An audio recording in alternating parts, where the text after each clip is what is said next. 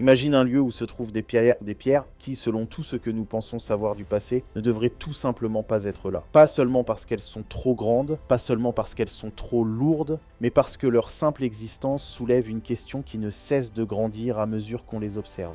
Et si, sur Terre, il existait réellement un endroit qui n'est pas seulement impressionnant, mais profondément dérangeant, un endroit où l'histoire officielle ne présente pas seulement des lacunes, mais atteint peut-être ses limites, alors Baalbek figure tout en haut de cette liste. Et si tu aimes ce type d'analyse profonde, où se rencontrent énigmes archéologiques, techniques, savoir-faire ancien et questions inconfortables, alors abonne-toi maintenant et reste jusqu'à la fin, car ce que nous examinons ici n'est pas un simple site de ruines. C'est peut-être l'ombre d'un savoir bien plus ancien que ce que nous sommes prêts à admettre. Baalbek se situe dans la vallée de la Bekaa, au Liban, au nord-est de Beyrouth, dans une région connue depuis des millénaires pour son instabilité tectonique. Aujourd'hui, les visiteurs y voient surtout les vestiges gigantesques de temples romains, des temples dédiés à Jupiter, Bacchus et Vénus, monumentaux, majestueux, impériaux. Mais sous ces couches visibles de l'Antiquité classique se cache quelque chose qui soulève bien plus de questions qu'il n'apporte de réponses. Une plateforme mégalithique constituée de blocs d'une taille presque sans équivalent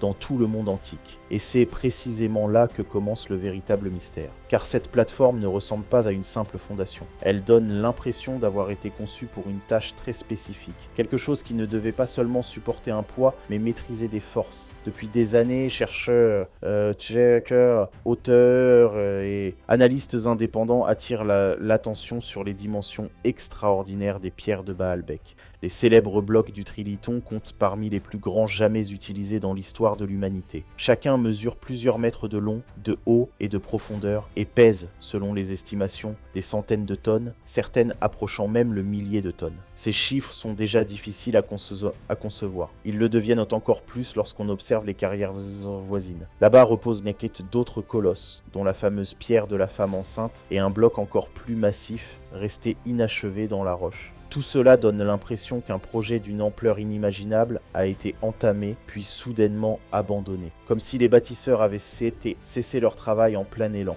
sans jamais revenir. L'explication conventionnelle affirme que les Romains ont extrait, transporté et assemblé ces pierres avec les moyens de leur époque ou qu'ils ont réutilisé des structures plus anciennes.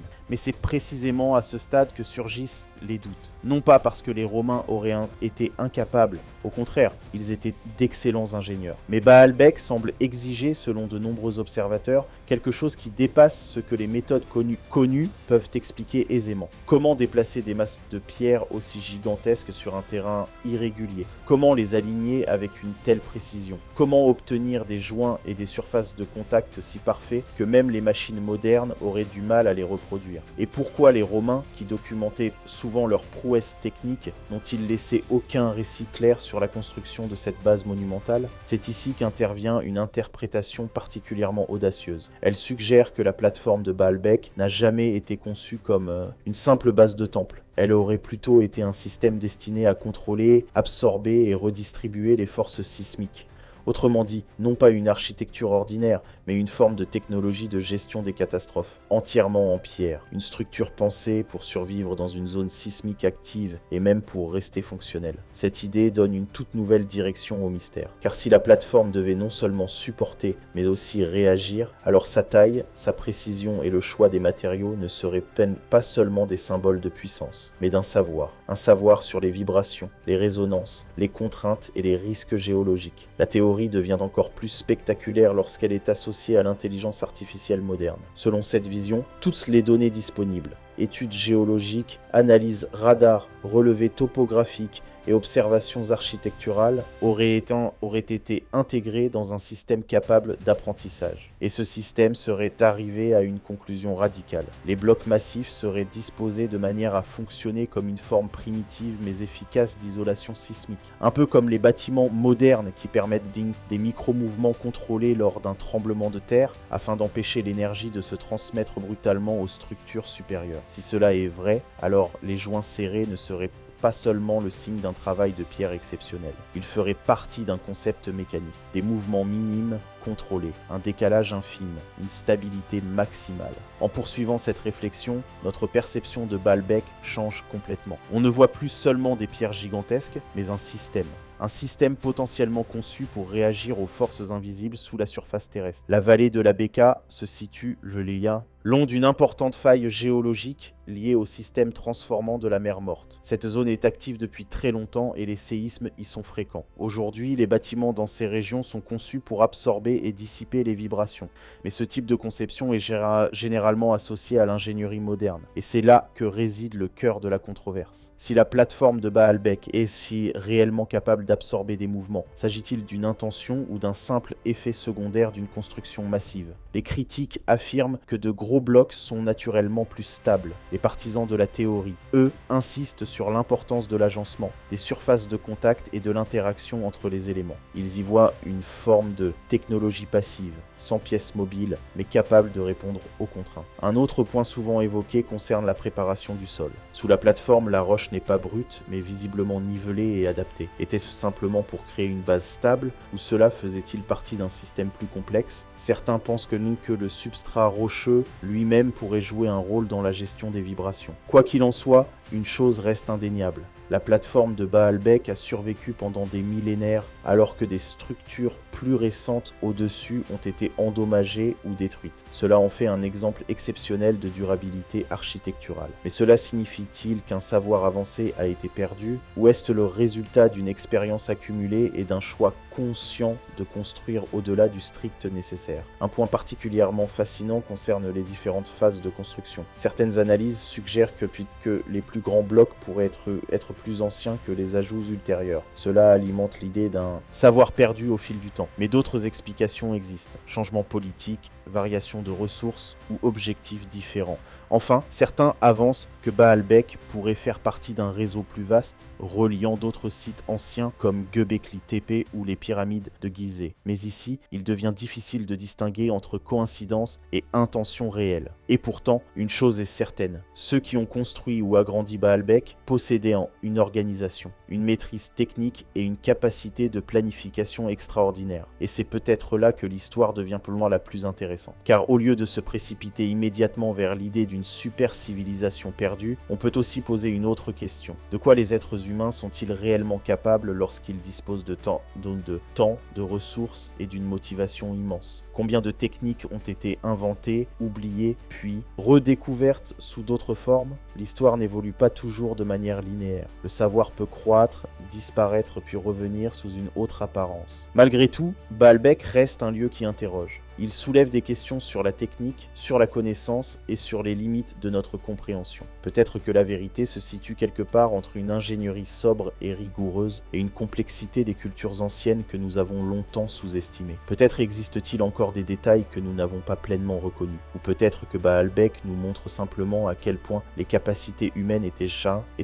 déjà impressionnantes il y a très longtemps, même sans machines modernes. Et c'est précisément pour cela qu'il vaut la peine de continuer à regarder, à analyser, à remettre en question, sans céder trop vite à des réponses faciles. Car parfois, la réalité n'est pas moins fascinante qu'une théorie spéculative. Plus on s'intéresse à Baalbek, plus l'attention se déplace de la simple taille des pierres vers la question de l'intention. Car la taille, à elle seule, n'explique pas tout. Il existe de nombreux monuments antiques faits de grands blocs. Mais Baalbek se distingue parce qu'ici, plusieurs facteurs extrêmes se rencontrent. La masse, la précision, l'emplacement et la durabilité. Et c'est exactement cette combinaison qui nourrit sans cesse de nouvelles interprétations. Une idée souvent discutée est celle d'un possible alignement astronomique du site. Certains chercheurs ont souligné que certaines lignes et arêtes de la plateforme pourraient correspondre à la position du Soleil à des moments précis de l'année, comme les solstices. En soi, cela n'aurait rien d'inhabituel. De nombreuses civilisations anciennes ont construit des monuments liés aux événements célestes. Mais si l'on relie cela à une structure potentiellement conçue pour résister au séisme, cette hypothèse prend une autre dimension. Car si un monument doit rester précisément orienté pendant de très longues périodes dans une région où le sol bouge régulièrement, alors il faudrait qu'il soit conçu pour absorber ces mouvements sans perdre son orientation.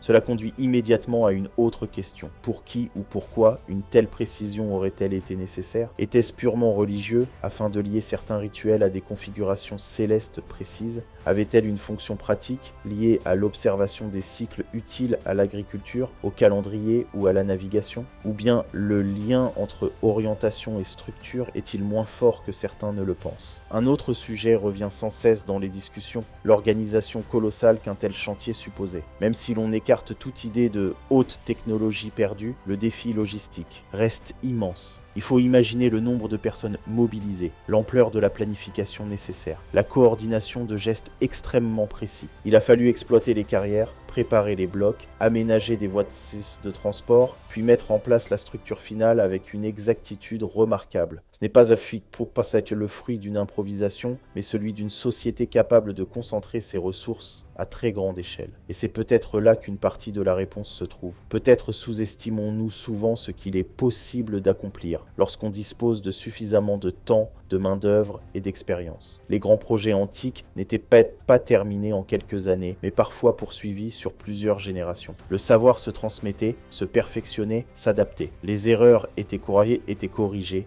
les méthodes affinées. Ce qui nous apparaît aujourd'hui comme un saut inexplicable pourrait en réalité être le résultat de nombreux progrès plus modestes, accumulés sur de longues périodes. Et pourtant, un certain malaise demeure chez beaucoup d'observateurs, car Baalbek ne s'insère pas parfaitement dans l'image que nous avons du développement technologique. En général, nous nous attendons à ce que les capacités augmentent avec le temps. Mais face à certaines structures mégalithiques, on a parfois l'impression que les phases les plus anciennes étaient les plus ambitieuses, tandis que des ajouts plus tardifs paraissent moins précis. Cela peut s'expliquer de nombreuses façons, priorités différentes, ressources réduites, bouleversements politiques ou simplement besoins nouveaux. Mais cela suffit à alimenter les spéculations. Un autre aspect particulièrement fascinant concerne l'arrêt apparent du travail dans la carrière. Pourquoi certains des blocs les plus massifs n'ont-ils jamais été complètement extraits ou transportés? Y a-t-il eu un arrêt brutal dû à une guerre, à une crise ou à une catastrophe naturelle? Ou a-t-on simplement réalisé que l'effort nécessaire dépassait ce que le projet pouvait justifier? Ces éléments inachevés nous offrent un aperçu rare du processus de construction lui-même. Ils rappellent que même les projets les plus ambitieux ne suivent pas toujours le plan prévu et que toute grande entreprise rencontre un jour ses propres limites. Si l'on rassemble tous ces éléments, une image à la fois impressionnante et ouverte se dessine. Baalbek n'est pas une énigme simple avec une seule réponse nette. C'est un lieu où se croisent plusieurs disciplines. L'archéologie, l'ingénierie, la géologie et même la psychologie de la perception lorsqu'il s'agit de comprendre comment nous repérons des motifs et leur attribuons un sens. Chaque perspective apporte ses propres réponses, mais aussi de nouvelles questions. Peut-être que la plus grande force de Baalbek réside justement dans le fait qu'il nous oblige à remettre en question nos hypothèses. Que savons-nous réellement des capacités des cultures passées? Où traçons-nous la frontière entre ce qui est expliqué et ce qui ne l'est pas? Et comment réagissons-nous face aux zones d'ombre du savoir? Les remplissons-nous avec des hypothèses de prudentes ou avec des récits spectaculaires? Au final, Baalbek reste un lieu qui laisse de la place à la fois à l'analyse rigoureuse et à l'émerveillement. Les pierres ambières sont bien réelles, leurs dimensions peuvent être mesurées, leur impact est immédiat. Et pourtant, il demeure une part de mystère qui refuse de disparaître. C'est peut-être justement cette part qui nous ramène sans cesse vers ces blocs gigantesques de la vallée de la Bekaa, pour regarder encore une fois et demander: avons-nous vraiment tout compris ou ne sommes-nous qu'au début? Si tu es resté jusqu'ici, alors tu as sûrement compris que le voyage le plus captivant ne consiste pas à trouver une réponse définitive, mais à poser les bonnes questions. Et c'est exactement ce que nous allons approfondir dans la suite. Quelles sont les théories concrètes sur la manière dont ces pierres ont réellement été déplacées et lesquelles résistent à un examen plus attentif? Alors allons encore plus loin, là où la théorie rencontre la mise en œuvre concrète. Car quelle que soit l'interprétation que l'on préfère, une question demeure inévitable. Comment ces blocs de pierre gigantesques ont-ils été réellement déplacés? Pas dans l'imagination, mais dans la réalité, avec de vrais êtres humains, de vraies frictions, un vrai poids. Et c'est précisément là que Baalbek devient particulièrement passionnant parce qu'il nous oblige à envisager des scénarios concrets. L'une des explications les plus connues repose sur le transport à l'aide de traîneaux glissant sur des chemins préparés. Les blocs auraient pu être placés sur des structures en bois, puis tirés sur le sol, éventuellement avec l'aide de rouleaux ou de surfaces lubrifiées pour réduire la friction. Ce type de méthode est attesté dans d'autres cultures anciennes, notamment en Égypte. Mais à Baalbek, un problème apparaît rapidement: l'échelle. Un bloc de plusieurs centaines de tonnes ne réagit pas comme une pierre plus petite. La moindre irrégularité du terrain peut générer des forces considérables, capables de ralentir, voire d'arrêter complètement le mouvement. Une autre hypothèse propose l'utilisation de rampes massives. Les pierres auraient été déplacées progressivement vers leur position finale en empruntant des rampes de terre ou de pierre. Cette technique est bien documentée dans de nombreux projets antiques. Mais ici encore, la question de l'effort nécessaire se pose. Les rampes elles-mêmes auraient dû être gigantesques, parfois peut-être plus volumineuses que la structure qu'elles servaient à construire. Cela implique une quantité énorme de matériaux, de main-d'œuvre et une planification rigoureuse sur une longue durée. Il existe également la théorie basée sur l'utilisation de leviers et de contrepoids. Avec suffisamment de leviers, même des charges très lourdes peuvent être déplacées, au moins par petites étapes. Le principe serait simple, soulever légèrement le bloc, insérer un support, puis répéter l'opération jusqu'à atteindre la hauteur ou la position souhaitée. Mais en pratique, cela demande une précision extrême et une organisation méticuleuse, surtout à l'échelle de Baalbek. Chaque mouvement doit être contrôlé, chaque erreur peut avoir des conséquences majeures. Certains ingénieurs modernes ont tenté de modéliser ces scénarios. Les résultats varient. Pour certains, cela reste techniquement possible, à condition de disposer de suffisamment de temps et de main-d'œuvre. Pour d'autres, les limites sont atteintes et certaines étapes du processus ne sont pas encore totalement comprises. Mais il est important de faire une distinction essentielle. Difficile ne signifie pas impossible. L'histoire regorge d'exemples de constructions longtemps jugées inexplicables avant que des solutions plausibles ne soient proposées. Un facteur souvent sous-estimé est l'environnement lui-même. Peut-être que les voies de transport ont été soigneusement préparées. Peut-être que certaines saisons ont été choisies lorsque le sol était plus stable ou plus favorable au déplacement. Peut-être que l'eau a été utilisée pour réduire la friction. Ces détails peuvent sembler insignifiants, mais ils deviennent cruciaux lorsqu'il s'agit de déplacer des charges extrêmes. Ensuite vient la question de la précision lors de la mise en place. Déplacer une pierre est une chose, l'ajuster parfaitement en est une autre. Ici, des combinaisons de leviers, de cales et d'ajustements progressifs ont probablement joué un rôle. Il ne faut pas imaginer un seul mouvement décisif, mais un processus composé de nombreuses petites corrections. Centimètre par centimètre, ajustement après ajustement, jusqu'à obtenir l'alignement souhaité. Cela demande du savoir-faire, de l'expérience et une grande patience, mais pas nécessairement une technologie moderne. Et c'est là qu'émerge une idée intéressante. Peut-être que le secret ne réside pas dans une technique révolutionnaire unique, mais dans la combinaison de nombreuses méthodes simples, appliquées avec rigueur et sur une longue période. De petits avantages accumulés, une meilleure organisation, une planification plus fine, une coordination efficace. Ensemble, ces éléments peuvent produire un résultat qui nous semble aujourd'hui extraordinaire. Bien sûr, il existe aussi des hypothèses plus spéculatives. Certaines évoquent devant des technologies perdues, des méthodes que nous ne comprenons plus aujourd'hui. D'autres vont encore plus loin et proposent des explications totalement alternatives. Mais tant que ces idées ne reposent peut-être pas sur des preuves solides, elles restent au stade de la spéculation. Fascinante, certes, mais difficilement vérifiable. Cela ne signifie pas que tout aurait été résolu, loin de là. Baalbek conserve de nombreuses zones d'ombre, mais c'est peut-être justement cela qui en fait l'intérêt. La science progresse en posant des questions, en testant des hypothèses, en corrigeant ses erreurs. Parfois, une énigme met des décennies à être éclaircie, étape par étape. Lorsque nous regardons Baalbek, nous voyons donc bien plus que de simples pierres. Nous voyons une interaction entre les capacités humaines, les contraintes naturelles et notre manière moderne d'interpréter le passé. Entre admiration et scepticisme,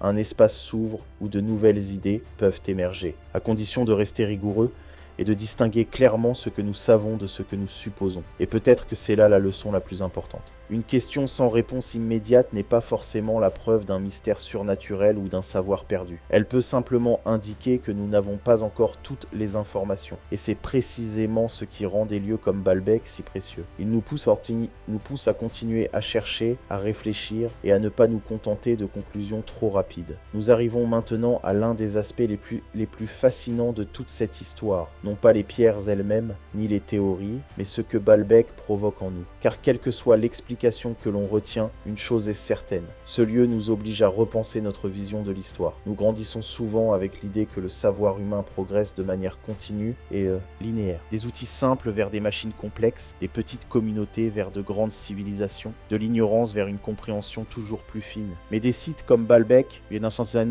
nuancer cette vision. Non pas en la contredisant totalement, mais en montrant que la réalité est peut-être plus complexe. Le progrès ne suit pas toujours une ligne droite. Il peut connaître connaître des accélérations, des stagnations, voire des reculs. C'est peut-être pour cela que Baalbek suscite autant de théories différentes. Pour certains, c'est la preuve que nous avons manqué quelque chose d'essentiel dans notre compréhension du passé. Pour d'autres, c'est un exemple de la facilité avec laquelle nous pouvons être impressionnés par l'échelle et projeter des interprétations exagérées. Dans les deux cas, cela révèle quelque chose sur nous-mêmes, sur la manière dont nous faisons face à l'inconnu. Un autre point important concerne le rôle des technologies modernes dans l'analyse de ces sites. Aujourd'hui, nous disposons d'outils que les générations précédentes n'avaient pas. Scan laser, simulation numérique, mesures extrêmement précises. Ces techniques nous offrent de nouvelles perspectives, mais elles apportent aussi un défi. Plus nous avons de données, plus les interprétations possibles se multiplient, et toutes ne sont pas forcément correctes. Cela devient particulièrement évident lorsqu'on parle d'intelligence artificielle. Un système peut analyser d'énormes quantités de données et identifier des motifs. Cela peut être extrêmement utile, mais ces résultats doivent toujours être vérifiés, contextualisés et examinés de manière critique. Un calcul n'est pas une preuve, c'est un outil qui montre ce qui pourrait être possible, pas nécessairement ce qui s'est réellement produit. Baalbek se situe donc à une intersection entre passé et présent, entre archéologie et technologie moderne, entre certitude et inconnu. Et c'est peut-être pour cela qu'il continue de fasciner. Il résiste aux explications simples, il reste complexe, ambigu et profondément captivant. Qu'est-ce que cela signifie pour nous aujourd'hui? Peut-être avant tout une chose, la prudence face aux réponses trop rapides. Il est tentant de résoudre une grande énigme avec une explication tout aussi spectaculaire, qu'il s'agisse d'une civilisation avancée disparue ou d'une théorie technique totalement aboutie. Mais la réalité est souvent plus nuancée. Elle se compose de faits établis, d'hypothèses prudentes et de l'acceptation que certaines choses restent inconnues. En même temps, Baalbek nous rappelle aussi de quoi les êtres humains sont capables. Même avec des moyens relativement simples, des résultats impressionnants peuvent être obtenus si l'on dispose de suffisamment de connaissances, d'organisation et de persévérance. Peut-être sous-estimons-nous les sociétés anciennes en les comparant constamment à nos standards modernes. Et c'est là que la boucle se referme. Peu importe que l'on considère Baalbek comme une énigme technique, un chef-d'œuvre architectural ou une source de spéculation, il reste avant tout un lieu qui nous pousse à réfléchir, à la fois sur le passé, sur le présent, et sur la manière dont nous construisons notre compréhension du monde. Peut-être que la question la plus importante n'est pas de savoir si Baalbek a été construit par une civilisation perdue très avancée. Peut-être est-elle plutôt la suivante. Pourquoi cette idée nous fascine-t-elle autant? Qu'est-ce que cela dit de notre rapport à l'histoire? Et sommes-nous capables d'accepter l'incertitude sans chercher immédiatement à la combler par des réponses spectaculaires? Les pierres de Baalbek sont toujours là, dans la vallée de la Beka, silencieuses, massives, immobiles. Elles ne donnent pas de réponse directe, mais elles posent des questions, et c'est précisément ce qui les rend si précieuses.